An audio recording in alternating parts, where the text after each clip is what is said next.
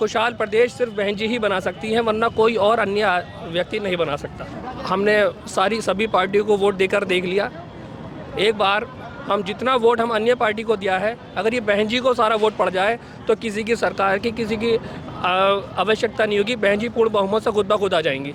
क्या मिलेगा मुस्लिम समाज को अगर बहन जी जीतती हैं 2024 के अंदर? तो आप उनका शासनकाल उठा के देख लीजिए जी बताइए। काम मुस्लिम भर्ती हैं, टीचर्स हैं और अधिकारियों पे सही लगाम कसी है बहन जी ने। देखिए, रुझाने काम तो सारी पार्टियां कर रही हैं, मगर हमें अकल से काम लेना है। हमें देखना है ताकत किस पार्टी पर है, वोट किस पार्टी पर है। तो दोनों चीज़ें देखी जाती हैं। खाली मुसलमान या खाली दलित। जब तक दलित मुसलमान का कोऑर्डिनेशन नहीं बैठेगा, इसमें दम है। दलित मुसलमान एक दम है। तो उसमें जब तीसरा शोषित वर्ग खुद जुड़ जाएगा आपसे, जो भी परेशान है, पूरा आप देख लीजिए कितने परेशान हैं। दलित मुसलमान का कोऑर्डिनेशन सबसे बड़ा कोऑर्डिनेशन है, इससे बड़ा कुछ नहीं है। दलित मुसलमान जब जुड़ेंगे तो अन्य पिछड़ा वर्ग या अन्य जो भी परेशान वर्ग है, चाहे वो कोई किसी भी समाज का हो, वो खुद जुड़ेगा आपसे। मेन जुड़ना है दलितों का और मुसलमानों का। अगर सरकार सत्ता खुद ब खुद आ जाएगी। नमस्कार, मेरा नाम है सुरेंद्र सिंह और आप देख रहे हैं SM न्यूज़। आज हम लोग हैं दलित प्रेरणा केंद्र पर। आप देखेंगे मुस्लिमों की पूरी फौज नज़र आ रही है और कादिर भाई हमारे साथ है। कादिर भाई, कहाँ से हैं आप? हम डिस्ट्रिक्ट मुरादाबाद से आए हैं जी, काट सीट से आए हुए हैं। यहाँ पर क्यों आए हुए हैं वो बताएं। आज अम्बेडकर जी का तिथि है, महापरिनिर्वाण दिवस जी। पूर्ण तिथि के लिए उनके चरणों में जी फूल अर्पित किए हैं जी। लगातार चुनाव चल रहे हैं, चुनावों की चर्चा ना हो तो मुझे लगता है बात अधूरी रह जाएगी। जिस तरीके से जो है अभी 4 राज्यों के चुनाव आए हैं, तो क्या लग रहा है जो मुस्लिम वोटर है वो कहाँ जाने वाला है, ये बताएं सीधा। उत्तर प्रदेश के अंदर 2024 के चुनाव बहुत नज़दीक हैं, तो 2024 के अंदर मुस्लिम वोटर कहाँ पे जा रहा है वो बताएं। मुस्लिम वोटर का तो रुझान अभी मैं आपको खुलकर बताऊँ, दलित और मुसलमान का कोऑर्डिनेशन हो जाए ना जी, तो उससे बेहतर तो कुछ। अगर दलित मुसलमान का कोऑर्डिनेशन अगर होता है तो अन्य पिछड़ा और जो शोषित वर्ग है वो खुद जुड़ जाएगा। दलित मुसलमान का जुड़ना बहुत ज़रूरी है अगर सत्ता से हटाना है जी। भाजपा को क्यों हटाना है? भाजपा तो लगातार उत्थान का काम कर रही है, विकास का काम कर रही है, सबका साथ सबका विकास कर रही है। सबका साथ सबका विकास तो एक ढोंग है जी, कुछ है ही नहीं इसमें जी। सबका साथ सबका विकास तो आपको पता होगा कितना हो रहा है जी। किसी का विकास नहीं हो रहा, सबका सत्यानाश हो रहा जी जी।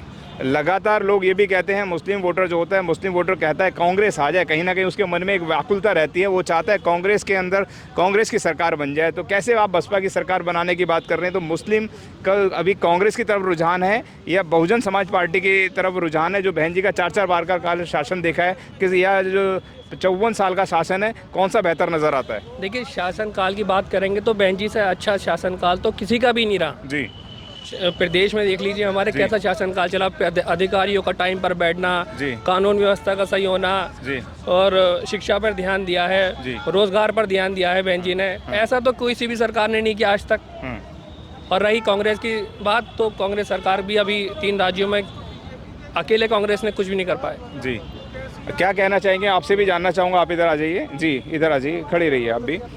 क्या कहना चाहेंगे, जो 4 राज्यों के परिणाम थे वो जनता के अनुकूल नहीं आए हैं, जबकि आकाश आनंद जी ने भी ज़मीनी स्तर पर बहुत कार्य करा है, RS प्रवीण साहब ने भी बहुत कार्य करा है, बहन जी ने हवाई दौरों की लाइन लगा दी है, और जितने प्रदेश अधिकारी वगैरह हुआ करते थे उन्होंने भी बहुत अच्छा काम करा है। तो किस नज़र से आप देखते हैं कि इतना अच्छा परिणाम नहीं आ पाया है जो बहुजन समाज उम्मीद रखता था?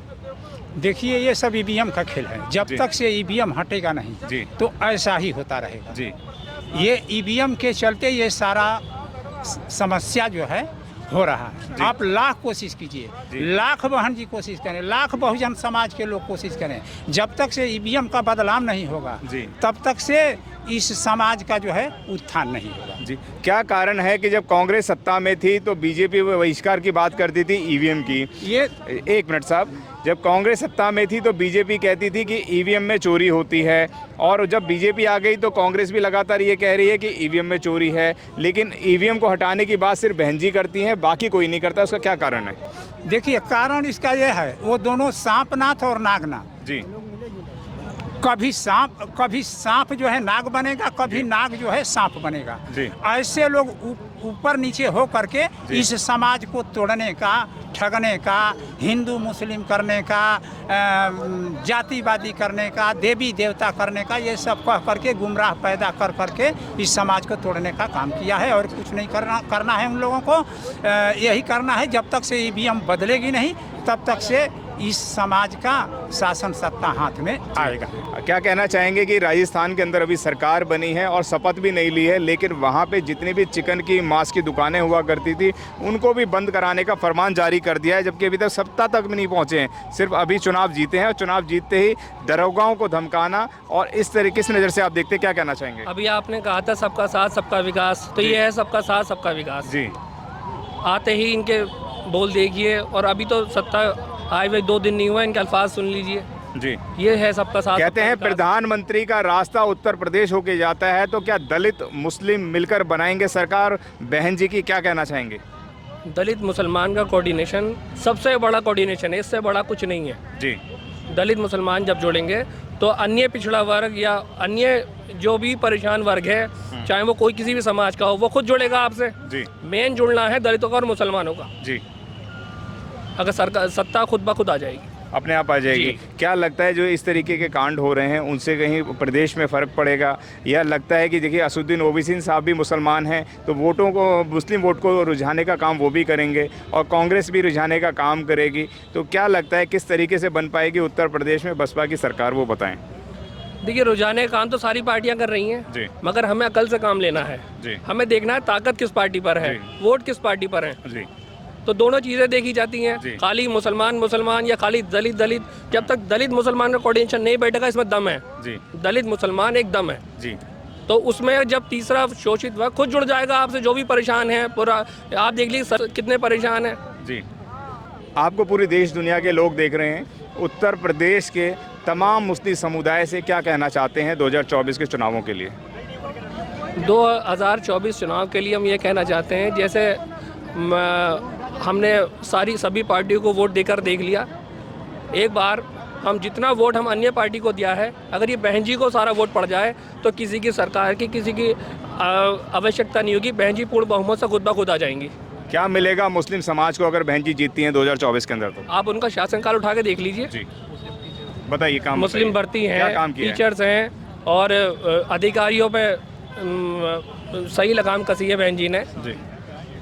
मतलब लगता है कि खुशहाल प्रदेश बन पाएगा? एक खुशहाल प्रदेश सिर्फ बहन जी ही बना सकती हैं, वरना कोई और अन्य व्यक्ति नहीं बना सकता।